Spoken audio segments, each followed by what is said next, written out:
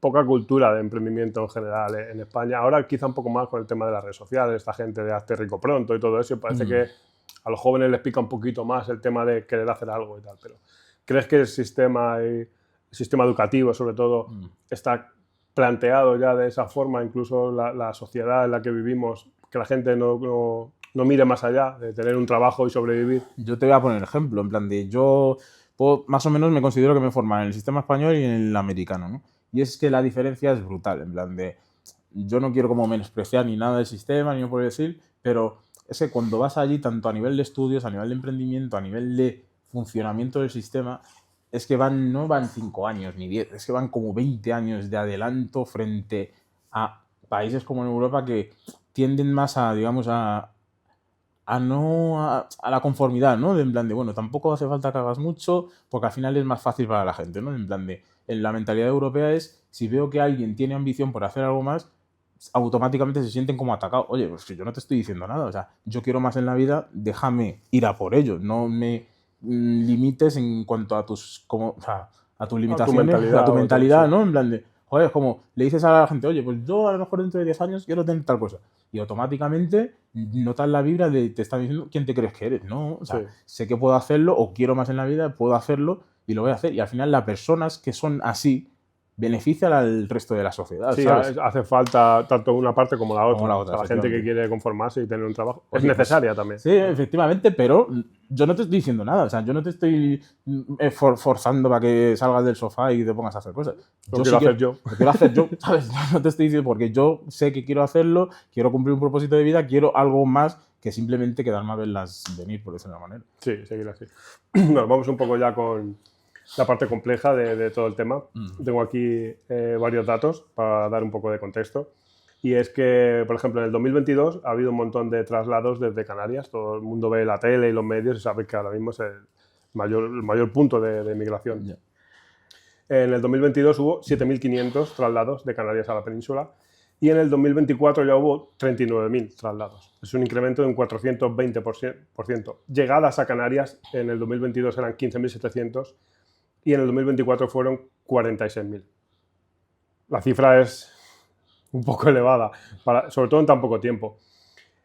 ¿Es razonable que las islas asuman el primer golpe y luego el resto del país se resista a la distribución? ¿Eso es solidaridad territorial o es pasaros el marrón vosotros? Mira, el tema de los flujos migratorios al final es un tema de los estados, ¿no? En plan de... Y económicamente representa casi un fracaso, ¿no? En plan de la administración, que cuando tú tienes ese nivel de flujo migratorio y encima, no voy a decir que no sea como de valor, pero que gran parte de ese flujo que estás amortiguando te está consumiendo más recursos que los que te está proveyendo, es un fracaso por parte de la administración que lo está recibiendo, que normalmente no suele ser así, sino que el fracaso primero suele venir del país emisor, ¿no? Que si tú tienes un montón de gente que se tiene que ir del país es porque tu liderazgo está fracasando. Pero cuando el país emisor también está, digamos, asimilando un montón de inmigración que encima le consume más recursos de los que tendría que estar consumiendo y no aportando el valor que realmente necesitaría aportar, digamos, todos los países utilizan, digamos, la mano de obra barata, ¿no? Porque al final es la finalidad de ese tipo de flujo migratorio.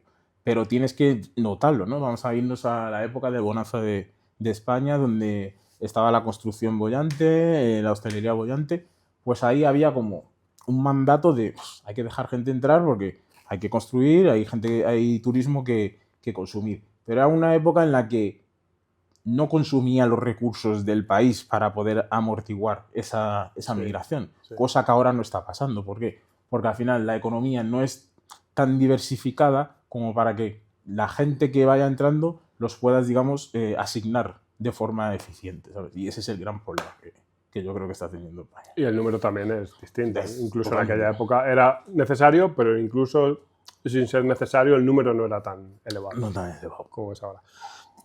Y hay muchos casos recientes de recursos autonómicos contra traslados de menores desde Canarias. De hecho, he estado viendo, en base a prepararme esto, que hay bastantes. O sea, ya no es una, como se oía al principio, que se negaban a recibir ese tipo sino que ahora hay muchas que recurren para no recibir bueno, menores, que en muchos casos, ya se sabe también, se ve en todos los medios, que muchos no son menores, que vienen ya con ese discurso porque saben que les distribuyen aquí o les ponen allá precisamente. Y aquí en Madrid, de hecho, tenemos casos muy cercanos de...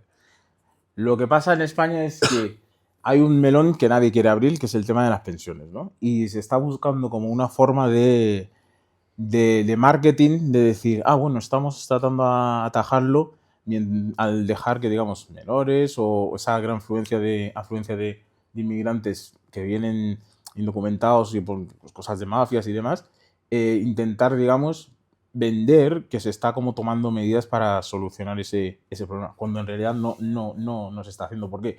Porque lo que te he dicho al principio, no se están creando los mecanismos para que esa inmigración que se está, digamos, asimilando aporte el valor en vez de tener que estar consumiendo los recursos que se están consumiendo. Y al final y al cabo vas a tener dos problemas, que es en plan, se te van a agotar el tema de las pensiones y la cantidad de recursos que se te está yendo para vender la idea de que estás tomando decisiones, también se te va a explotar la patata caliente. Por lo tanto, hoy en día la gente venden el humo de España es que está creciendo trimestralmente y tal, pero está aguantando a base de purísima deuda. En plan, de, digamos, si España tiene que pagar 20 millones cada mes en cuestión de mantener el país, se está financiando 30 todos los meses. Por lo tanto, hay un momento en el que eso no se va a poder sostener. De hecho, la deuda ahora mismo es el tercer gasto, creo, si no me equivoco. Los intereses. Se está manteniendo a base de deuda y lo único que están haciendo es aguantar hasta que venga el siguiente y se coma la patata. Y hablabas mucho de gente que viene el país de origen que ya tiene como sus problemas de enviar a gente aquí. Estuve viendo hace no mucho tiempo, además, que parte de ese problema, la culpa incluso es de Occidente, porque hay contratos con países de allí, con dirigentes de los países de allí, que hacen que usurpen los propios recursos de allí para traerlos a Occidente, incluso a costa de, por ejemplo, pueblos pesqueros que viven enteramente de la pesca.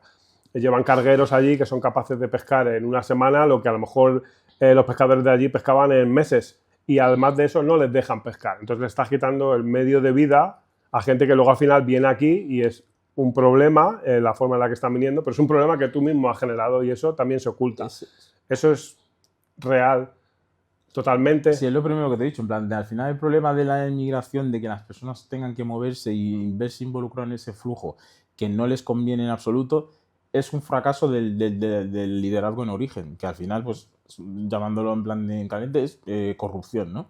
Que es vender, digamos, el proyecto de un país a cambio de tu bienestar material y sin tener en cuenta lo demás. Por lo tanto, los países que, digamos, de alguna forma intercambian contratos comerciales por mano de obra barata es algo que, pues, se lleva haciendo un montón de tiempo, y hay personas, pues eso, asociaciones que, bueno, que intentan como de alguna forma vender como que los estados no tienen nada que ver en ese tipo de cosas, y obviamente que lo tienen. ¿Es justo, digamos, de alguna forma echarle toda la culpa a Occidente? No, porque al final y al cabo tenemos un ejemplo hoy en día, que es El Salvador con Bukele. ¿Qué estaba pasando antes de Bukele? Los salvadoreños tenían que salir volando de El Salvador porque no se podía vivir y no había manera de sostenerse ahí. Ha llegado el señor, ha puesto las condiciones para que su pueblo pueda vivir decentemente, ¿y qué hacen los salvadoreños? Volver a su casa. Y no tienen ese problema de me vayan a abusar de mí en otro país, estoy, digamos, vendiendo las oportunidades que yo pueda tener cerca de mi familia. ¿Por qué? Porque hay un liderazgo que está pensando en el país, y al final y al cabo, para mí eso es lo que marca más la diferencia, y no tanto buscar la culpa tanto de fuera. Obviamente, al final y al cabo, el mundo se mueve por intereses, ¿no? ¿Qué le voy a echar la culpa al país que, por lo que sea, tiene unas instituciones fuertes, tiene un liderazgo fuerte y ve que su vecino es más débil y trata de, digamos, usar eso en su favor? Sería como vivir en la ignorancia y la ingenuidad moral. Sí, creo que es un poco todo, ¿no? Quizás además es un problema del pasado, pero desde ahí hasta ahora ha habido otro montón de problemas por el camino, y ahí entra la economía, que es algo todavía más preocupante, y se genera lo que se está generando. Y ahora es cuando se juntan varios problemas, se forma como un problema mucho más grave, más complicado. Sí. Y hay en provincias con mucha inmigración, por ejemplo, en Alicante, más del 28% de la población extranjera, y hay un 15, casi un 16% ya son cotizantes, ¿vale? ¿Ves mejor economía local y más servicios o hay simplemente más tensión social como vemos en los medios y en las televisiones porque se quitan el trabajo, por todo este tipo de cosas que nos venden las teles? O sea, el problema que va a haber es lo que acabas de decir, la tensión social. ¿Por qué? Porque el problema es mucha gente cuando emigra no emigra todavía con ese concepto de voy a adaptarme a donde voy, ¿sabes? Porque al final es como voy a trabajar a tal sitio, voy, trabajo, pero no están pensando en cómo les va a afectar no mimetizarse en el ambiente que van a vivir. Y al final y al cabo hay un montón de ejemplos. O sea, no todos los países pueden ser como Estados Unidos. Estados Unidos es un país natural de inmigrantes. Por lo tanto, yo cuando fui a Estados Unidos, los problemas que yo te he contado en plan de tener que, digamos, amoldarme y, digamos, entender ciertas cosas de la cosmovisión del país, no es lo mismo que aquí. O sea, en Estados Unidos, un país de inmigrantes, tú te presentas ahí, ¿de dónde eres? Ah, ¿qué hacías ahí? Tal. Y ya hay una conversación súper fluida y no hay como barreras que ir rompiendo. Pero cuando tú, digamos, o sea, mezclas culturas de alguna forma de un país que es puramente, digamos, a lo mejor religiosa, a lo mejor puramente ortodoxa o lo que sea, hay un problema de que tienes que adaptarte un poco, porque la persona de alguna forma está acostumbrado a vivir de una forma y meterle a lo mejor, yo qué sé, 28% de repente de personas musulmanes en un sitio que era puramente cristiano. Pues el choque cultural te va a pasar igual que cuando viajas a un sitio de estos, que te da un choque cultural de que te tienes que adaptar, etc. Pero ellos vienen y no piensan en que eso también existe a la hora de, digamos, querer vivir aquí, ¿sabes?